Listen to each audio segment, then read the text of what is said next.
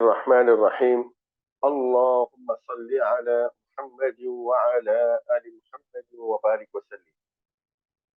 Board of Karnataka 12th class کے وہ students جس کی سیکنڈ لینگویج اردو ہے، یہ ویڈیوز ان کے لیے بنائے گئے ہیں اور آپ شاید اس سے پہلے کا ویڈیو دیکھ چکے ہیں اور اس میں آپ کو سمجھایا گیا تھا کہ یہ ویڈیوز کس ترتیب سے بنائے گئے ہیں. آپ کے ماڈل پیپر میں ٹوٹل 5 سیکشن رہیں گے. اس سے پہلے ویڈیو بنائی گئی تھی جس کی لنک اس ویڈیو کے ڈسکرپشن میں ہے، بلکہ سارے ویڈیوز کی لنک اس ویڈیو کے ڈسکرپشن میں موجود رہے گی، آپ وہاں سے دیکھیں. پورے 5 سیکشن ہیں اور اس وقت ہم سیکنڈ سیکشن پڑھ رہے ہیں. اس سیکشن میں اس حصے میں 2 بٹ ہے، الف اور ایک آگے ہے با.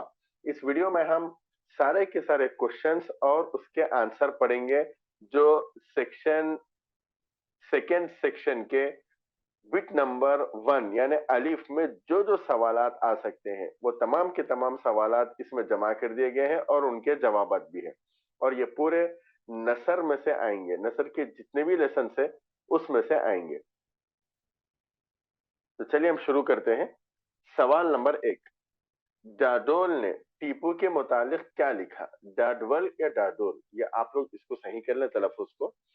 جواب، ڈاڈول نے ٹیپو کے متعلق لکھا کہ ان کی روش کا اگر معتدل انداز میں جائزہ لیا جائے تو معلوم ہوگا کہ وہ متعصب اور روایتی جابر نہیں بلکہ ایک مہم جو انسان تھے، جو ایک ایسی دنیا میں گامزن تھے جہاں نئی نئی قوتوں کے دروازے حال ہی میں کھل گئے. تھوڑا میں جلدی جلدی پڑھوں گا کیونکہ ویڈیو زیادہ لمبی نہیں بن سکتی. سوال نمبر 2، شاردا دیوی کی مورتی کی بے حرمتی کے متعلق سن کر ٹیپو نے جواب میں کیا لکھا؟ شاردا دیوی کی مورتی کی بے حرمتی کے متعلق سن کر ٹیپو کو رنج ہوا اور غصہ بھی آیا. جواب میں انہوں نے لکھا کہ جو لوگ اپنے متبرک مقام کی بے حرمتی کرتے ہیں انہیں اسے کلجک میں بھی جلد ہی اپنی بدعمالیوں کی سزا کسی شعر کے اس مفہوم کے مطابق مل جاتی ہے. لوگ بدعمالیاں تو ہنس ہنس کر کرتے ہیں لیکن اس کے نتائج انہیں رو رو کر بھگتتے ہیں. شاردا دیوی مندر کی تعمیر کے لیے ٹیپو نے بدنور کے آصف کو کیا حکم دیا؟ شاردا دیوی مندر کے تعمیر کے لیے ٹیپو نے بدنور کے آصف کو حکم دیا کہ مندر کی تعمیر کے لیے 200 راحتی سلطان اشرفی نقد اور 200 راحتی غلہ اور 200 دوسرا سامان جس کی ضرورت ہو فراہم کیا جائے. ٹیپو کی مذہبی پالیسی کا جائزہ لیتے وقت کس بات کو نظر انداز کیا جاتا ہے؟ ٹیپو کی مذہبی پالیسی کا جائزہ لیتے وقت اس بات کو نظر انداز کیا جاتا ہے کہ کچھ لوگوں نے تبدیلی مذہب برضا و رغبت کیا تھا. مثلا ایک کورگی لیڈر رنگن نائر جو فرار ہو گیا تھا ٹیپو کی دعوت پر واپس آیا اور اس نے قبول اسلام کیا. کچھ ایسے باغی بھی تھے جو سلطان کو خوش کرنے کے لیے مسلمان ہو گئے. نمبر 5، سلطنت کے کن حصوں میں تبدیلی مذہب کی پالیسی اختیار کی گئی اور کیوں؟ جواب، کورگ اور مالابار کے علاوہ سلطنت کے کسی اور حصے میں ٹیپو نے تبدیلی مذہب کی پالیسی اختیار نہیں کی کیونکہ ان علاقوں میں بغاوتیں ہوتی تھیں. اس کے بعد دوسرا سبق ہے، یہ اس کے سوال و جواب ہے. بوڑھی کاکی کب رونے لگتی تھی؟ بوڑھی کاکی کو جب کھانا نہ ملتا تو وہ رونے لگتی تھی، مگر جب ان کے آہو بکا پر بدھ رام آگ بگولا ہو کر چیخنے لگتے تب بھی روتی تھی. اور بڑوں کی دیکھا دیکھی لڑکے بوڑھی کاکی کو دق کرتے، کوئی چٹکی بھرتا تو کوئی ان پر پانی کی کلی کر دیتا، تب بھی کاکی چیخ چیخ کر رونے لگتی تھی. بدھ رام اور روپا طبیعت کے کیسے تھے؟ بدھ رام طبیعت کے نیک مگر کنجوس تھے. ان کی نیکی اس وقت تک نیکی ہی رہی جب تک ان کی جیب پر بوجھ نہ پڑے. جہاں پیسے کی بات ہو گئی وہ سخت گیر ہو جاتے. روپا طبیعت کی تیز تھی، شوہر کی دیکھا دیکھی وہ بھی بوڑھی کاکی سے بے انصافی کر جاتی، مگر طبیعت میں شوہر کا بہت ڈر تھا اور وہ بوڑھی کاکی کی آہ بکا اور رونے سے ڈر جاتی تھی.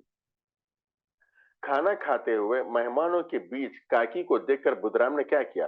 کھانا کھاتے ہوئے مہمانوں کے بیچ کاکی اپنی بے صبری اور کھانے کی خواہش کی شدت سے بے بس ہو کر خود کو گھسیٹتی پہنچ گئی. بھوک نے ان کے ہوش اڑا دیے تھے. کاکی کو مہمانوں کے بیچ بیٹھے دیکھ کر بدھ رام چراغپا ہو گئے. ان کے منہ سے گالیوں کا طوفان امڑ پڑا اور وہ کاکی کو کندھوں سے پکڑ کر گھسیٹتے لے گئے اور ان کی اندھیری کوٹری میں پٹک دیا.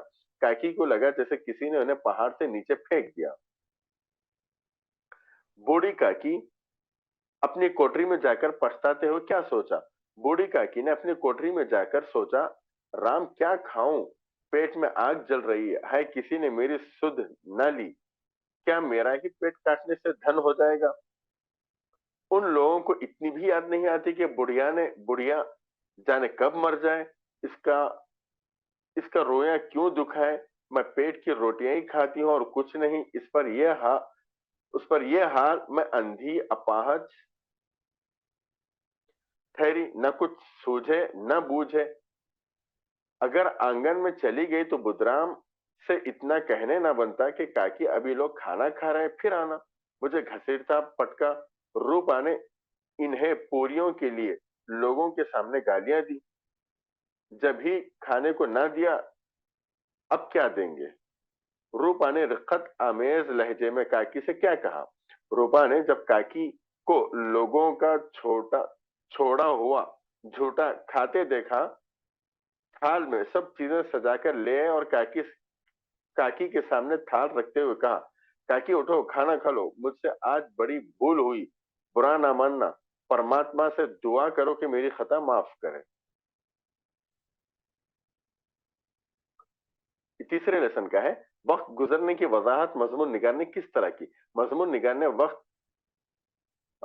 نگار کے مطابق وقت گزرنے پر کسی کو قابو نہیں، اس کی تشبیہ کسی چیز سے نہیں دی جاتی. وقت ریل سے زیادہ تیز ہواؤں سے زیادہ اڑنے والا، بجلی سے تیز دوڑنے والا اور ایسا دبے پاؤں نکلنے والا کہ کسی کو کانوں کان خبر نہ ہو. سونے اور کھیلنے میں وقت گزارنے سے انسان کیسا بن جاتا ہے. جواب، سونے وقت پر ہمارا اعتبار نہیں، نہ اختیار ہے. یہی وقت جب انسان سونے اور کھیلنے میں گزر جاتا ہے آدمیوں کو سست، کاہل، آوارہ، ذلیل، رسوا، خوار، بے اعتبار، محتاج اور طرح طرح کے امراض میں مبتلا اور طرح طرح کی بد اخلاقیوں میں گرفتار کر دیتا ہے. اچھے کام میں لگایا گیا وقت انسان کو کیا بناتا ہے. جواب، وقت اگر اچھے کاموں میں لگایا جائے تو وقت انسان کو عالم، فاضل، لائق، ہنرمند، نامور، مؤخر، محترم، ہر دل عزیز، خوش مزاج، مستغنی، بلکہ طرح طرح کے فضائل سے محامد، متصف اور طرح طرح کی خوبیوں اور بلائیوں کا پتلا بنا دیتا ہے. سوال، کس طرح کے خیالات کو دل میں نہیں آنے دینا چاہیے. جواب، یہ خیال بھی دل میں نہ آنے دینا چاہیے کہ ابھی بہت وقت پڑا ہے، کیا جلدی ہے، ایسی کیا بھگڑ مچ چکی ہے کہ دن رات لکھنے پڑھنے کے پیچھے مر مٹے. یہ خیالات انسان کو سست بنا دیتی ہے اور وقت کو بیکار گنوانا آسان کر دیتی ہے. سوال، رات کو سونے سے پہلے کس بات کا التزام کرنا چاہیے. جواب، جب رات کو سونے لگے تو التزام کے ساتھ دل میں حساب کر لیں کہ آج ہم نے کون سی نئی بات سیکھ لی. اگر یہ معلوم ہوا کہ آج کے سارے دن میں ہم نے کچھ نہیں سیکھا تو سمجھو کہ دن بیکار اور اکارت گیا اور اس نقصان کی تلافی اپنے ذمہ لازم سمجھ لینا چاہیے. اس کے بعد اور ایک سبق ہے، خاکہ نگار سے ملنے آئے نوجوان کا حلیہ کیسا تھا. خاکہ نگار سے ملنے آئے نوجوان کا حلیہ کچھ یوں تھا، دبلا ڈیل ڈول، سوکھے سوکھے ہاتھ پاؤں، میانہ قد، چینی رنگت، بے قرار آنکھوں پر سنہرے فریم کی اینک، کریم کلر کا سوٹ، سرخ چمچماتی ٹائی، ایک دھان پان سان جوان خاکہ نگار سے ملنے ان کے آفس پہنچا. سوال نمبر 2، چودھری محمد حسین کون تھے اور انہیں کیا زعم تھا. چودھری محمد حسین حکومت پنجاب کے پریس ایڈوائزر تھے، عجیب و غریب بزرگ تھے، علامہ اقبال کے حاشیہ نشینوں میں تھے. ان کو یہ زعم تھا، یقین تھا، زعم نے یقین تھا کہ اقبال کو اقبال انہوں نے بنایا. ستیارتھی کا افسانہ سن کر منٹو نے کیا کہا. جواب، ستیارتھی کا افسانہ سن کر منٹو نے ان کو گالیوں پر دھر لیا. منٹو نے برملا کہنا شروع کر دیا کہ تیری داڑھی یہ تو پروپیگنڈا ہے اور وہ تو بہت بڑا فراڈ ہے. تو اپنے ہم سب سے ٹھیک کرواتا ہے اور جا کر اپنے نام سے چھپوا لیتا ہے اور اس کے بعد گالیاں دینا شروع کر دی. احمد شاہ بخاری نے منٹو سے کیا کہا اور منٹو نے کیا جواب دیا؟ ایک دفعہ احمد شاہ بخاری نے منٹو سے کہا، دیکھو منٹو، میں تمہیں اپنے بیٹے جیسا سمجھتا ہوں. اور منٹو نے جھلا کر جواب دیا، مگر میں آپ کو اپنا باپ نہیں سمجھتا. سوال: منٹو نے اپنے لوح مزار کے کتبے کے لیے کیا لکھا؟ جواب: منٹو نے اپنے لوح مزار کے کتبے کے لیے لکھا، یہاں سعادت حسن منٹو دفن ہے، اس کے سینے میں دفن افسانہ نگاری کے سارے اسرار و رموز دفن ہے. وہ اب بھی مانو مٹی کے نیچے سوچ رہا ہے کہ وہ بڑا افسانہ نگار ہے. اس کے بعد اور ایک لیسن ہے، سوشل نیٹ ورکنگ سائٹس کسے کہتے ہیں؟ سوشل نیٹ ورکنگ سائٹس کا مطلب ہے ایسی ویب سائٹس جہاں پر لوگ کثرت سے اپنی باتوں، خیالات، احساسات کا تبادلہ خیال بغیر کسی رکاوٹ روک ٹوک کے کر سکتے ہیں. سوشل میڈیا سے کیا مراد ہے؟ سوشل میڈیا سے مراد دراصل Facebook, Twitter, LinkedIn, Google plus, MySpace اور یوٹیوب جیسے تمام دیگر ویب سائٹ ہیں جن سے دنیا بھر میں کروڑوں لوگ آپس میں جڑے رہتے ہیں. ان ویب سائٹوں کے ذریعے لوگ اپنی باتیں ایک دوسرے سے شیئر کرتے ہیں، مستقبل کے منصوبے بناتے ہیں. فیس بک کیا ہے اور اسے کس نے اور کیوں بنایا؟ فیس بک انٹرنیٹ پر سب سے بڑی اور مقبول عام popular social networking site ہے. اس کی شروعات 2004 میں ہارورڈ میں پڑھنے والے طالب علم مارک زبرگ نے کی تھی. انہوں نے یہ ویب سائٹ کالج میں اپنے دوستوں سے روابط قائم رکھنے کے لیے بنائی تھی، لیکن کچھ ہی مہینوں میں یہ پورے یورپ میں اپنی پہچان بنانے لگا. اگست 2009 میں اس کا نام فیس بک بدل کر یہ ساری دنیا کے لیے عام کر دیا گیا. نیوز تنظیمیں اور سوشل میڈیا کیوں ایک دوسرے کے لیے لازم و ملزوم بن گئی؟ در حقیقت نیوز تنظیمیں اور سوشل میڈیا ایک دوسرے کے لیے لازم و ملزوم بن گئی ہیں.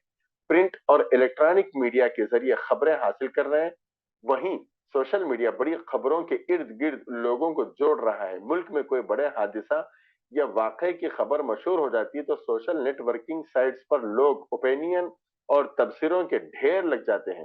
ٹویٹر اور فیس بک جیسی سائٹس تو اخباروں اور ٹی وی چینلوں کو بڑی ٹریفک مہیا کروا رہی ہیں.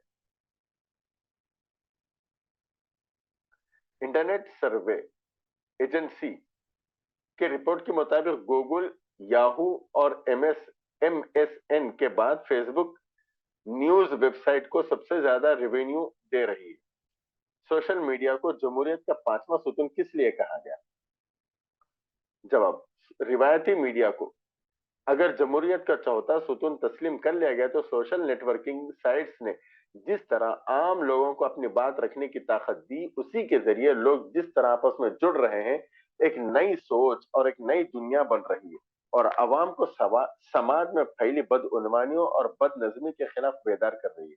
اس بنا پر اس کو جمہوریت کا 5واں ستون کہتے ہیں. اور ایک اس کے بعد لیسن ہے، اس کے سوالات یہ ہیں: میر پور خاص کے محلے میں کیا واقعہ پیش آیا؟ جواب: میر پور خاص محلے میں مکرانی پاڑے میں ایک عورت مسمى عائشہ ایک تولے سونے کی بالیاں پہنے سو رہی تھی کہ ایک چور گھسا اور مسمى عائشہ کا ایک کان کاٹ کر فرار ہو گیا. عائشہ رونے چلانے پر اس کا شوہر بیدار ہو گیا. عورتوں کو خاص طور پر ناک کا زیور کیوں نہیں پہننا چاہیے؟ جواب: عورتوں کو خاص طور پر ناک کا زیور اس لیے نہیں پہننا چاہیے کیونکہ آج کل چور چکے سونے کے آس پاس عورتوں کے زیور جس جگہ ہوتے ہیں وہ کاٹ کر لے جاتے ہیں. جیسے کہ مسمى عائشہ کا کان چور کاٹ لیا، کسی کا ہاتھ کاٹ لیا، کسی کا گلا کاٹ لیا. اب سب جائیں تو لوگ چور کا گالی دیں گے، مگر کسی عورت کی ناک کٹ جائے تو لوگ شبہ کریں گے کہ کہیں عورت ہی کے اندر کوئی خرابی تو نہیں ہے کہ لوگوں نے ناک کاٹ دی. اس لیے عورت کو ناک کا زیور نہیں پہننا چاہیے. نمبر 3، زیور مکان میں رکھنے پر کس بات کا اندیشہ ہے؟ زیور مکان رکھنے کا اندیشہ یہ ہے زیور مکان میں رکھنے کا اندیشہ یہ ہے کہ دیوار کے کان ہوتے ہیں اور کیا پتا کسی چور کے کان میں بھنک پڑ جائے کہ اس مکان میں جو عورت رہتی ہے اس کے کان میں سونے کا زیور ہے اور پھر وہ چور اس رات اس عورت کا انتظار کرے کہ وہ سو جائے تو اس کا سونے کا زیور لے اڑے. عورتوں کو زیور بیچ کر کیا کرنا چاہیے اور کیوں؟ عورتوں کو زیور بیچ کر کوٹھیاں بنانی چاہیے، کاریں خرید لیں، آرام کی زندگی جئیں، ورنہ شوہر بیچ کر کھا جائے گا یا چور اڑا لے جائے تو پھر بیٹھی دھوائیں دھائیں دھائیں زندگی پر روتے رہیں گی. مضمون نگار نے عورت کی خوبصورتی کے لیے کون سے زیور کو ضروری قرار دیا؟ مضمون نگار نے عورت کی خوبصورتی کے لیے تعلیم کا زیور، کردار، اخلاق کا زیور، عصمت کا زیور ضروری قرار دیا ہے۔ اس کے بعد یہ دوسرا لیسن ہے، یہاں پر یہ آ گیا وہ فاروقی صاحب نے اپنے شجر نسب کے تعلق سے کیا بتایا ہے؟ جواب: فاروقی صاحب نے اپنے شجر نسب کے تعلق سے بتایا کہ دونوں طرف سے فاروقی ہیں۔ باپ کا گھرانہ زیادہ تر دیوبندی مولویوں کا ہے اور زیادہ تر دیوبندی خیالت رکھتے ہیں، جبکہ ماں کی طرف سے زیادہ تر لوگ بریلوی مسلک کے ہیں۔ ہندوستان میں اردو زبان کے حالات سے متعلق فاروقی صاحب نے کیا کہا؟ ان کا کہنا ہے کہ ہندوستان میں اردو زبان کے حالات پہلے سے بہتر ہیں اور مستقبل میں مزید بہتری کے آثار نظر آ رہے ہیں۔ ابھی حال ہی میں دہلی میں اردو کو دوسری سرکاری زبان کا درجہ دیا گیا ہے، لیکن سچی بات یہ ہے کہ اردو کی ترقی اور خوشحالی اردو والوں کے ہاتھ میں ہے، حکومت کے ہاتھ میں نہیں ہے۔ یہ ذمہ داری اردو والوں کی ہے، اور اس ملک میں اردو کو جو اب تک فروغ حاصل ہوا ہے وہ زیادہ تر خود اردو والوں کی مساعی کا نتیجہ ہے۔ حکومت کی مراعات کا اس میں عمل دخل نہیں ہے۔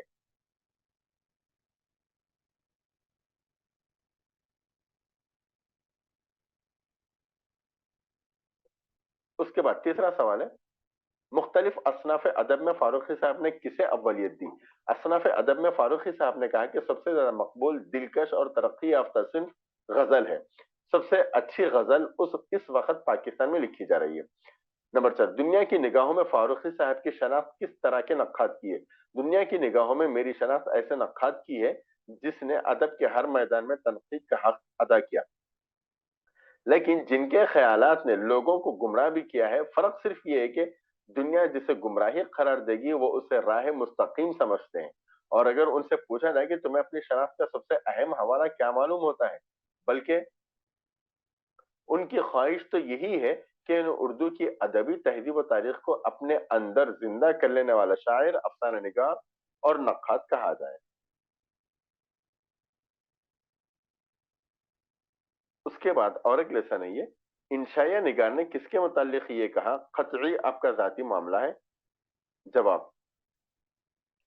آپ نے کون سے کرنسی دیکھی ہے؟ کوئی نہیں۔ کس آپ نے کون سی کرسی دیکھی ہے؟ کوئی نہیں۔ کس کرسی کو دیکھ کر آپ کی آنکھوں کا نور اور دل کا سرور حاصل ہوا ہے؟ کس کو دیکھ کر بخار چڑھا؟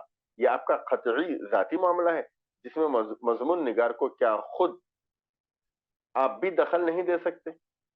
زمانے کی روشنی کے ساتھ کون سی کرسیاں معارض وجود میں آئی؟ جواب: نئے زمانے کی روشنی کے ساتھ کچھ نئی جھمجھماتی ہوئی کرسیاں بھی معارض وجود میں آ گئیں، جیسے کرسی صدارت، کرسی وزارت، اور ان میں کون سی کرسی اہم ہے اس کا فیصلہ نہیں ہو پایا۔ کرسی کے مطالعے میں انشاء نگار کا مطالعہ اور مشاہدہ کیا کہتا ہے؟ مضمون نگار کا مطالعہ، مشاہدہ اور تجربہ کہتا ہے کہ وراثت اور ملکیت کا فیصلہ فن کرسی سازی کے اصولوں کے تحت عالم بالا میں روز ازل ہی ہو جاتا ہے، لہذا عالم بالا کا ہر خاص اور عزیز بندہ اپنی کرسی اپنے ساتھ لاتا ہے۔ کھانے کی کرسی کی آمد سے کیا ہوا ہے؟ کرسی کی صدارت و کرسی صدارت اور کرسی وزارت کے علاوہ نئے زمانے نے اپنے چاند سی شیشے کی ہتھیلی پر رکھ کر مصنفہ کو کھانے کی کرسی بھی پیش کی گئی۔ اس کی آمد سے دسترخوان تو بڑھ گئے، مگر اقوام عالم پر دھاک بڑھ گئی کہ جب ہمارے کھانے کی کرسیاں ہیں تو یقیناً کرسیوں کے لیے کھانا بھی ہوگا۔ سوال: کئی باتوں کو انشاء نگار نے کشف و کرامات کی باتیں کہا ہے۔ وقت کے آواز پر اور سکون کی جھنکار پر سب بے ہوش و باہوش بنے دوڑ رہے کہ کب آپ کے نازک ہاتھوں میں ہے اور کب آپ کے مضبوط ہاتھوں سے نکل جاتی ہے۔ کوئی نہیں جانتا سوائے اس جادوگر کے جو ساز باز ہے، وہی اپنی غیبی آنکھوں سے اپنے آپ کو کرسی کے آگے کھڑا کرتا ہے اور وہی کرسی کو آپ کے آگے سے ہٹا دیتا ہے۔ اس جہاں فانی میں غیب کی لافانی طاقت کیسے پیدا کی جاتی ہے اور اس کا رخ کسی اسرار خودی اور رموز بے خودی کے سہاروں سے اپنی طرف موڑتا ہے، یہ سب کشف و کرامات کی باتیں ہیں، انہیں سمجھایا نہیں جا سکتا۔ ادب کی تعریف میں مختلف لوگ کیا کہتے ہیں؟ ادب کی تعریف میں مختلف لوگ مختلف باتیں کہتے ہیں، لیکن اس کی تعریف ایک جملے میں نہیں کی جا سکتی۔ کوئی کہتا ہے ادب زندگی کی ترجمانی کرتا ہے، کوئی کہتا ہے ادب زندگی کی ترجمانی ہی نہیں بلکہ تنقید بھی کرتا ہے اور اس کی تفسیر بھی پیش کرتا ہے، لیکن اجتماعی طور پر ہم کہہ سکتے ہیں کہ ادب تحریر کو کہتے ہیں جس میں روزمرہ کے خیالات اور بہتر خیالات اور روزمرہ کی زبان سے بہتر زبان کا اظہار ہوتا ہے۔ ادب انسانی تجربات کا نچوڑ بہترین انداز میں بہترین زبان میں پیش کرتا ہے۔ سوال: ادب کس طرح کی تحریر کو کہتے ہیں؟ جواب: ادب وہ بہترین تحریر ہوتی ہے جسے انسان ضائع کرنا پسند نہیں کرتا بلکہ سینے سے لگائے رہتا ہے۔ ادب چھپی ہوئی وہ تحریر ہے جو انسانی جذبات، خیالات اور احساسات کو بہترین انداز میں لکھی گئی ہو، جسے انسان بار بار پڑھنا، سنانا اور سننا پسند کرتا ہے۔ پرانے زمانے میں لوگ پڑھنا لکھنا نہیں جانتے تھے تو کیا کرتے تھے؟ پرانے زمانے میں لوگ جب پڑھنا لکھنا نہیں جانتے وہ ایک دوسرے سے اپنی بہادری کے کارنامے بیان کرتے، کہانیاں کہتے، جنوں پریوں کی داستانیں سناتے، محبت کا اظہار کرتے۔ اس لیے جو زبان وہ استعمال کرتے ہوں گے وہ روزمرہ کی زبان سے یقیناً مختلف ہوتی ہوگی۔ کبھی کبھی زبان ترنم ہوئی تو نظم بن جاتی اور مختلف ہوئی تو نثر بن جاتی۔ یہ نشر نہیں ہے، نثر۔ اچھے ادیب کا کیا کام ہوتا ہے؟ جواب: اچھے ادیب کسی مادی چیز کا سہارا لیے بغیر اپنے خیالات کو بھرپور انداز میں پیش کرتا ہے کہ یہی الفاظ اس کے لیے معنی، جذبات اور علامت کا کام دیتے ہیں۔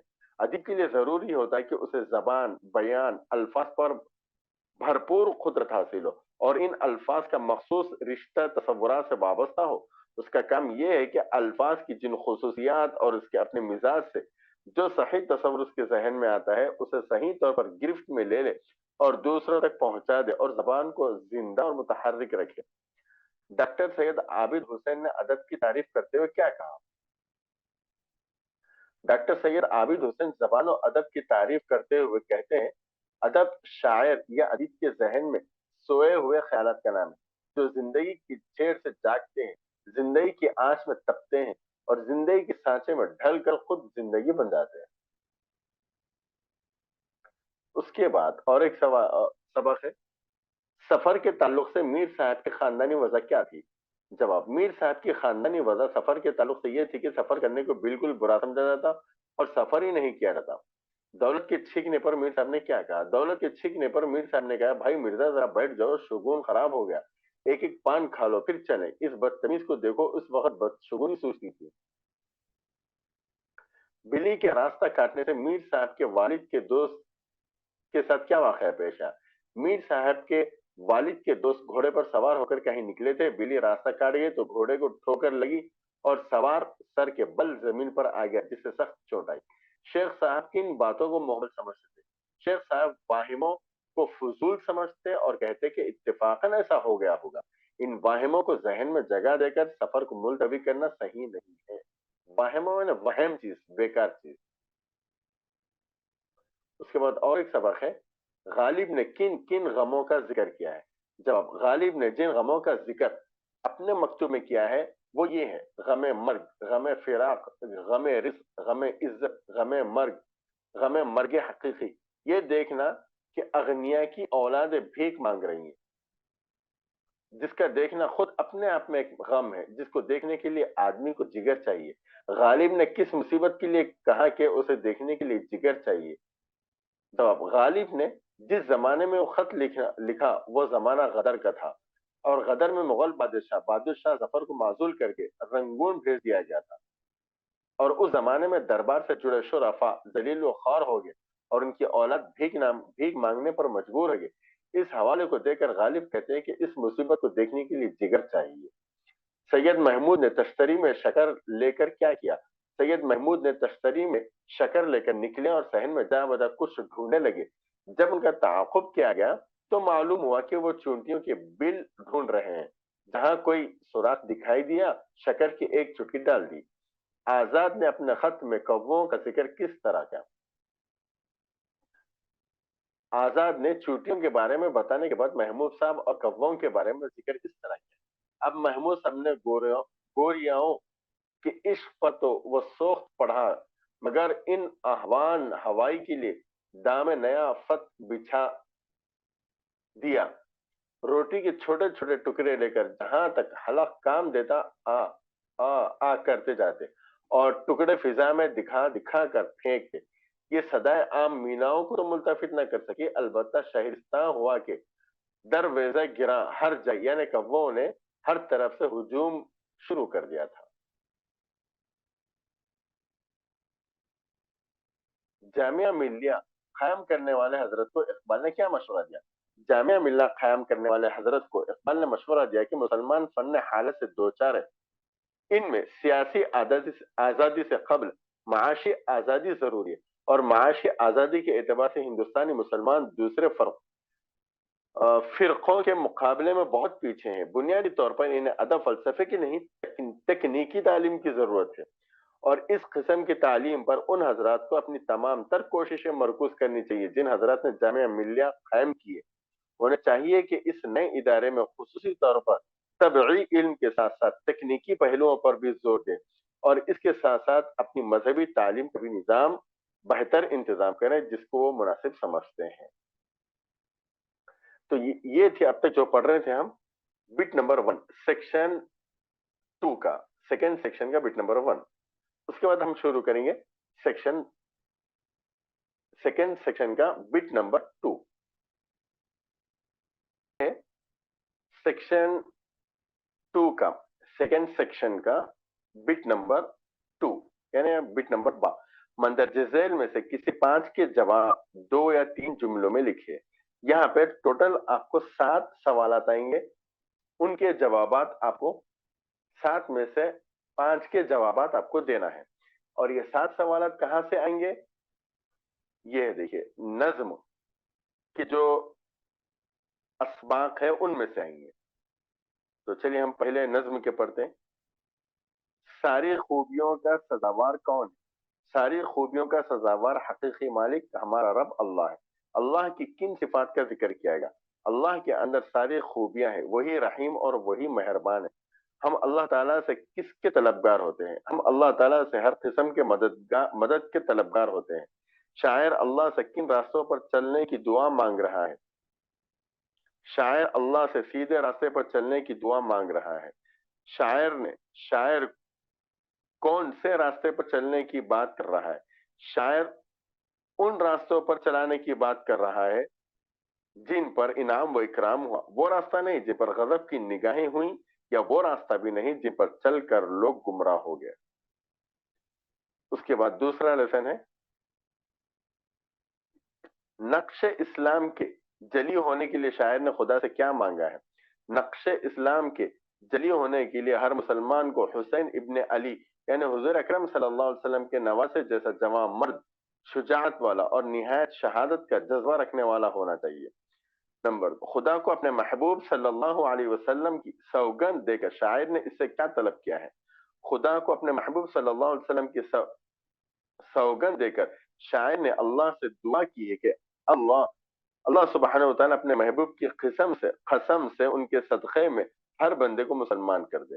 رسول عربی صلی اللہ علیہ وسلم کے غزوات سے ہمیں کیا سبق ملتا ہے؟ رسول اکرم صلی اللہ علیہ وسلم کے غزوات سے ہمیں یہ سبق ملتا ہے کہ ہم بھی دین کے لیے جان نثار کرنے کے جذبے کو اپنے اندر بیدار کرنا چاہیے۔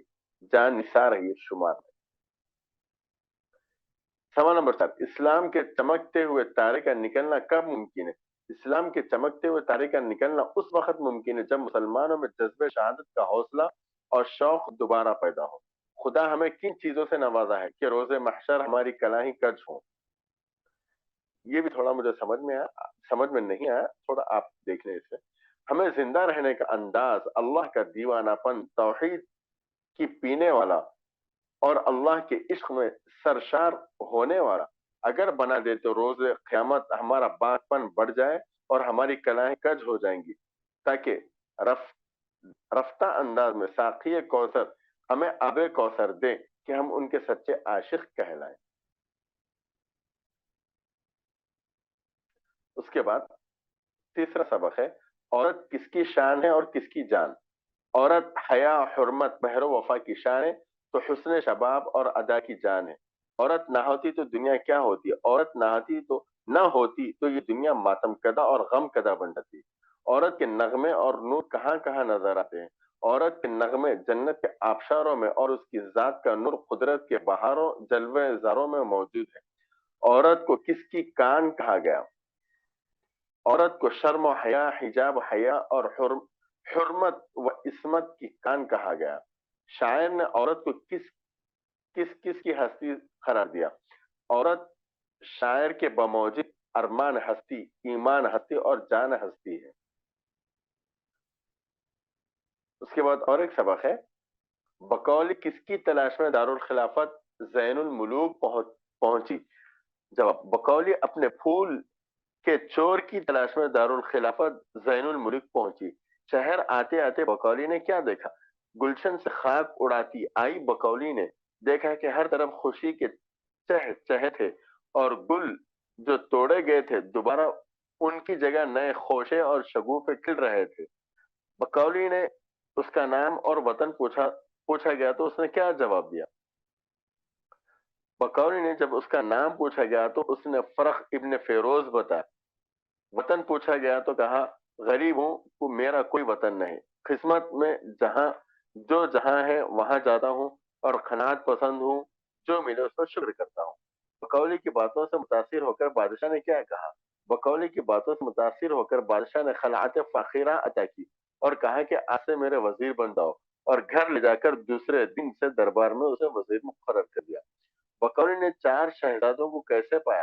بقولی نے جب سوال کیا کہ نگی کہاں ملتی ہے تو شہزادوں نے کہا یمن جاؤ، وہاں مل جائیں گے۔ تو بقولی سمجھ گیا کہ دل کے سادے ہیں، ان میں شاطری نہیں اور یہ گل کو چرا نہیں سکتے۔ بقولی نے کیسے جانا کہ گل لانے والے یہ چاروں شہزادے نہیں ہیں؟ بقولی نے سوالات کر کے ان چاروں کے دل پڑھ لیا اور سمجھ گیا کہ یہ نہ شاطر نہ بہادر نہ شجاعت مند، یہ تو بودے ہیں۔ اس کے بعد اور ایک سبق ہے، شاعر نوجوانوں سے کس کا جلال اور کس طرح کا شباب پیدا کرنے کے لیے کہہ رہا ہے؟ شاعر نوجوانوں کو گرجنے والے بادل کی طرح پر جلال شباب پیدا کرنے کے لیے کہہ رہا ہے۔ نوجوانوں کے خرام میں کس کا راز نہاں ہے؟ نوجوانوں کے خرام میں زلزلوں کا راز نہاں ہے۔ شاعر نے کس کو دنیا کی امانت سے تعبیر کیا ہے؟ شاعر نوجوانوں کو شباب کو دنیا کی امانت سے تعبیر کیا ہے۔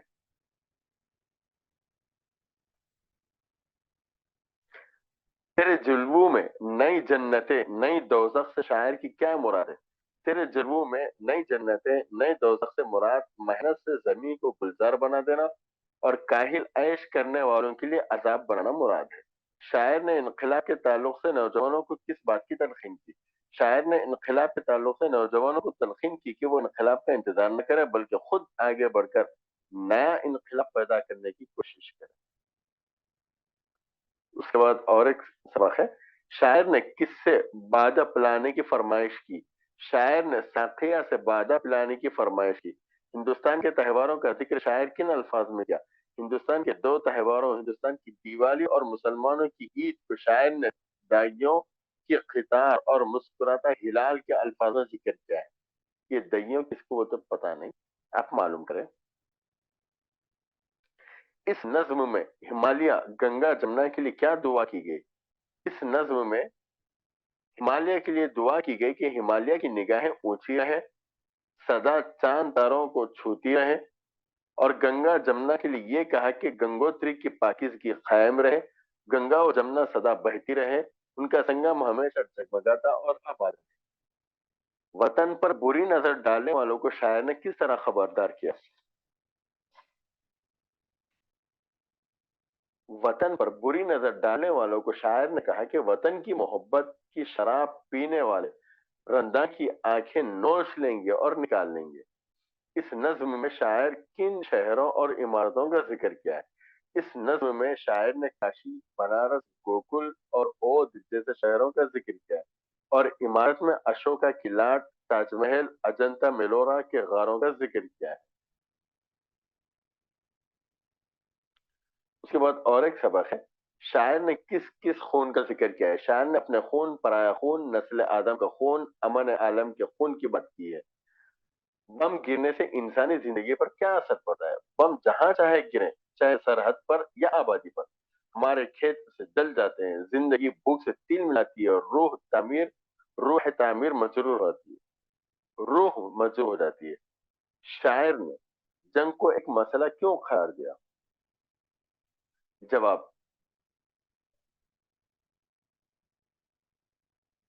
شاعر نے جنگ کو اس لیے ایک مسئلہ قرار دیا ہے کیونکہ جنگوں کی وجہ سے بہت ساری تباہ کاریاں ہوتی ہیں، گھر اور مکان جلتے ہیں، ٹوٹ جاتے ہیں، ہزاروں انسان مر جاتے ہیں اور ہزاروں رشتے ختم ہو جاتی ہے، کھیت کھلیاں جل کر روزی روٹی کے وسائل ختم ہو جاتے ہیں اور انسان روزی روٹی کے لیے ترس کر رہ جاتے ہیں۔ ایک جنگ ایک ملک یا ایک قوم کو ترقی کے راہ سے ہٹا کر کئی سال پیچھے چھوڑ دیتی ہے۔ اثر و زندگی شروع کرنے کے لیے انسان کو بہت محنت کرنی پڑتی ہے، اس لیے کہا گیا ہے کہ جنگ خود ایک مسئلہ ہے کہ وہ کسی مسئلے کا حل نہیں بن سکتی۔ شریف انسانوں سے مخاطب ہو کر شاعر نے کیا کہا؟ شریف انسانوں سے مخاطب ہو کر شاعر نے کہا کہ آپ کے اور ہمارے آنکھوں میں شمع جلتی رہے تو بہتر ہے۔ شاعر کے مطابق ہمیں کیسی جنگوں کا اہتمام کرنا چاہیے؟ شاعر کے مطابق ہمیں ایسی جنگوں کا اہتمام کرنا چاہیے جس سے امن کو تقویت پہنچے، امن و تہذیب کا ارتقاء ہو، جنگ اور غلامی سے آزاد نظام حیات کی خاطر اور بھٹکی ہوئی قیادت کو راستہ دکھانے کے خاطر، بے بس عوام کے خاطر، سرمایہ داری کے خلاف امن و جمہوریت کی خوشحالی کے لیے اور پرامن زندگی کے لیے جنگیں کرنی اور ایسی تحریکوں کا انتظام کرنا چاہیے۔ اس کے بعد اور ایک سبق ہے، اس کے بھی سوالات ہیں۔ شاعر نے زمین کرناٹک کو کن رشتوں سے مخاطب کیا؟ شاعر نے زمین کرناٹک کو دختر ہندوستان اور مادر کرناٹک کے رشتوں سے مخاطب کیا۔ شاعر نے میٹھی لوریاں اور گلے کا ہار کسے کہا؟ شاعر نے اس زمین کی ویدوں کو میٹھی لوریاں اور سبز و شاداب پہاڑی سلسلے کو گلے کا ہار کہا۔ سرزمین کرناٹک اس کا باوقار استراحت ہے۔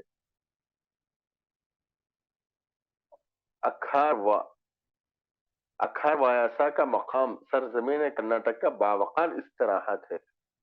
اس نظم میں کن سلطنتوں اور دریاؤں کا ذکر کیا گیا ہے؟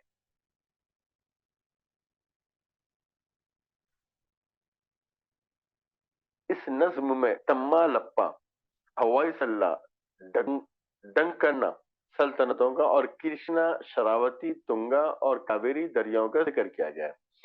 اس میں جو کچھ نام ہے جس کا پروننسیشن اور تلفظ مجھ سے صحیح نہیں ہو پایا اس کو آپ درست کر لیں۔ کرناٹک کن مذاہب کے ماننے والوں اور کن فنکاروں کا مقام ہے؟ کرناٹک میں ہندو، عیسائی، مسلمان، پارسی، جین مذہب کے ماننے والوں اور مغنیوں کی سازندوں کا مقام ہے۔